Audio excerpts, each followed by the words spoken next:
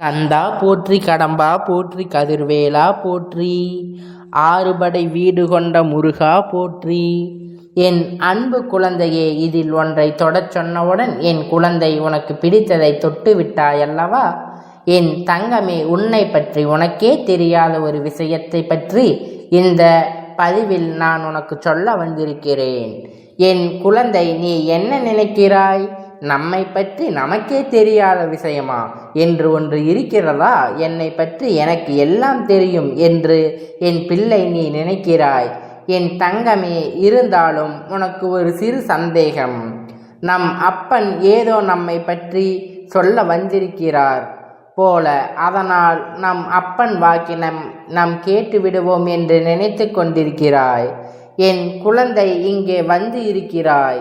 என் தங்கமே, உன்னை பற்றி உனக்கே தெரியாத ரகசியம் ஒன்று உன் அப்பனுக்கு நன்றாக தெரிந்தது. இன்று அல்ல, நீ பிறக்கும் பொழுதே அது எனக்கு தெரியும். எது உன் வாழ்க்கை? நீ எப்படி இந்த வாழ்க்கையை வாழப்போகிறாய்? உன்னுடைய எதிர்காலம் என்னவென்பது எனக்கு நன்கு அறிந்த விஷயமல்லவா? என் தங்கமே, என்றும் புரியாமல் வாழ்ந்து கொண்டிருக்கிறாய். அது உனக்கே தெரியாத ரகசியமாக உனக்குள் மறைந்து கிடக்கிறது. அதை வெளிக்கொண்டு வர வேண்டும். வந்துவிட்டதா?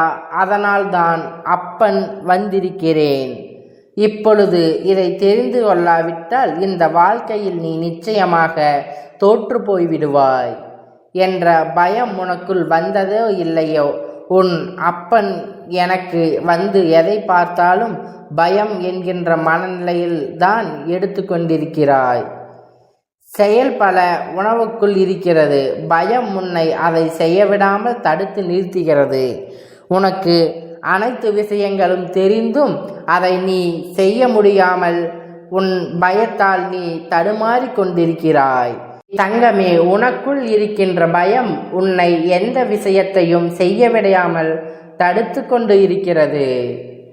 எண்ணம் எல்லாமே எதிர்மறையாக சிந்திப்பதனால் தோற்றுவிடுவோம் என்ற பயத்தினால் நீ இப்பொழுது இருந்து கொண்டிருப்பதனால் உனக்கு எதையும் எதிர்கொள்கின்ற சக்தி இல்லாமல் இருந்து கொண்டிருக்கிறது. என் தங்கமே, மனதுக்குள் எந்த நேரமும் ஏதோ ஒரு விஷயம் ஓடிக்கொண்டே இருக்கிறது. இதை பற்றியே சிந்தித்து கொண்டே இருக்கிறாய். தொடங்கும் பொழுது நல்லபடியாகத்தான் தொடங்குகிறாய். வெற்றியை தொட்டு விடுவோம் என்றுதான் நினைத்து தொடங்கினாய். ஆனால் திகில் ஏற்பட உடனே ஏன் நீ மொத்தமாக சறுக்கி விழுந்தது போன்று ஒரு உணர்வினை உணர்ந்தாய். எல்லா விஷயத்தையும் தொடுவது என்பது அத்தனை எளிதானது கிடையாது என்பதை நீ இன்னும் உணர மறுத்து நிற்கின்றாய். எல்லாவற்றிற்கும் ஒரே ரகசியத்தை நீ உணர்ந்து விட்டால் இவை எல்லாவற்றையும் தாண்டி நீ வெளியில் வந்து விடுவாய். அது உனக்குள்ளேயே மறந்து கிடக்கிறது. அது இருப்பது தெரியாமல் தான் இது போன்ற செயல்களை செய்து கொண்டிருக்கிறாய். அந்த ரகசியம் என்ன என்பது உன் அப்பன் நிலை சொல்லி விடுகிறேன். நன்றாக புரிந்துகொள். நமக்கு இப்படியெல்லாம் இருக்கிறதா என்று நீ வியந்து பார்க்கின்ற அளவிற்கு அந்த ரகசியம் இருக்கப் போகிறது. என் குழந்தை, நீ பிறக்கும் பொழுதே உனக்கென்று எழுதி வைத்த விதியினை உன் அப்பன் நான் சொல்கிறேன் கேள். உன் வாழ்க்கையில் எல்லா சூழ்நிலைகளிலும் உனக்கு முதலில் பயம் காட்டும். ஆனால் கடைசியில் எல்லாவற்றையும் உடைத்தெறிந்துவிட்டு நீ வெற்றியை தொடுவாய். எது முதலாவது விஷயம், எது இரண்டாவது விஷயம்? இது வெற்றியினை தொடுவதற்கு உனக்குள்ளே எல்லா திறமைகளும் ஒளிந்து கிடைக்கிறது. யாருடைய உதவியினம் நீ ஒருபோதும் கேட்க மாட்டாய். யார் உனக்கு உதவி செய்ய முன் வந்தாலும் அதை நீ விருப்பப்பட மாட்டாய். இப்பொழுது இருக்கின்ற மனநிலைக்கு உனக்கு நிச்சயமாக இன்னும் சில நாட்களில் இருக்கப் போவது கிடைக்காது. ஏனென்றால் உதவியை கேட்டு கேட்டு தேய்ந்து போயிருக்கின்றாய். சோர்ந்து போயும் நேரக்கூட யாரும் உனக்கு கை கொடுக்காமல் முன்வரவில்லை. அப்பொழுது என் தங்கமே, இப்பேற்பட்ட சூழ்நிலையில் என் குழந்தை வாழ்க்கையில் எல்லாவற்றையும் கற்றுக்கொண்டு வெற்றியடையப் போகிறாய். இனிமேல் யாருடைய உதவிக்கும் உனக்கு தேவைப்பட போவதில்லை. நீயே அடிபட்டு மிதிப்பட்டு எல்லாவற்றையும் கற்று தேர்ந்து கொண்டு ஆரம்பித்து விட்டாய். நீ எடுத்து வைக்கின்ற ஒவ்வொரு அடியும் இனிமேல் அத்தனை மிகுந்ததாக இருக்கும். என் தங்கமே, நீ அப்பன் சொல்வதை உண்மையாக இருக்குமா என்று சிந்திப்பாயானால் உன் பக்கத்து வீட்டில் இருப்பவரையே, உன் அருகில் இருப்பவரையே, உன்னுடைய ஊரில் இருப்பவரையே சற்று நினைத்துப்பார். எத்தனையோ பேர் அவர்களின் வாழ்ந்து காலத்தில் கஷ்டங்களை அனுபவித்து எதற்குமே உதவாதது போல திரிந்து கொண்டிருந்தவர்கள். ஆனால் இப்பொழுது அவர்கள் நிலைமை என்னவாக இருக்கிறது என்பதை சற்று நீ சிந்தித்து பார்.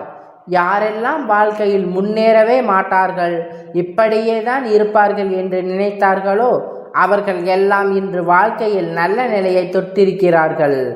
ஏனென்றால் அதற்கு அவர்களுக்குள் இருக்கின்ற அந்த திறமைதான் காரணம். திறமை வேறு எதையும் நம் முக்கியமாக எடுத்துக்கொள்ள முடியாது. அவர்களின் முக அழகையே, அவர்களின் உடல் வலுவையே திறமை எடுத்துக்கொள்ள சொல்ல முடியாது. எல்லாம் அவர்களுடைய மன அறிவும் சார்ந்தது என்பதை நீ புரிந்து கொள்ள வேண்டும். என் தங்கமே, நம்பிக்கைதான் முதல் ஆச்சாரம் என்பதை நீ புரிந்து கொள்ள வேண்டும். தன்னம்பிக்கையோடு எவன் உடைய உதவி செய்ய பொறாமல் நிச்சயம் வெற்றியை தொட்டுவிடலாம் என்று நினைக்கிறானோ அவன்தான் நிச்சயமாக வெற்றியை தொட முடியும். இந்த திறமை உனக்குள் இருக்கிறது என்பதை உன் அப்பன் மீண்டும் மீண்டும் சொல்லிக்கொண்டே இருக்கின்றேன். என் தங்கமே, நீ நினைத்ததை அடையப் போகிறாய். வெகு தொலைவில் இல்லை, நீ அடைந்த நேரம் உனக்கே வந்துவிட்டது. நீ ஆசைப்பட்ட இலக்கை அடைய வேண்டிய நேரம் மிக நெருங்கி வந்துவிட்டது. உனக்கு தெரியாமல் உனக்குள் இருக்கின்ற ரகசியம் இதுதான். உன்னுடைய திறமை உனக்குள்ளேயே புதைத்து கிடக்கின்றது. அந்த திறமை வெளிக்கொண்டு வந்து விட்டால் என் பிள்ளை நிச்சயமாக உனக்குள் இருக்கின்ற பயத்தினை நீயே விரட்டி அடித்து விடுவாய். பயம் என்றால் என்னவென்று கேட்டு கொண்டிருக்கிறாய் அல்லவா? உன் வாழ்க்கையில் நிச்சயம் நல்ல திருப்பங்கள் உன் முருகன் நான் உனக்கே ஏற்படுத்தி கொடுத்து விடுவேன். என் தங்கமே, பிடித்தவர்களிடத்தில் வார்த்தைகளை விட செயல்கள் உணர்த்து விடுங்கள் அவர்கள் மனதில் நீ எங்கே இருந்து கொண்டிருக்கிறாய் என்று. ஏனென்றால் யார் எப்பொழுது எப்படி நடந்து கொண்டிருக்கிறார்கள் என்பது அவர்கள் மனதை பொறுத்து தானே உனக்கு தெரிய வரும். எல்லோரும் வெளியே எப்படி வேண்டுமானாலும் பேசிவிடலாம்.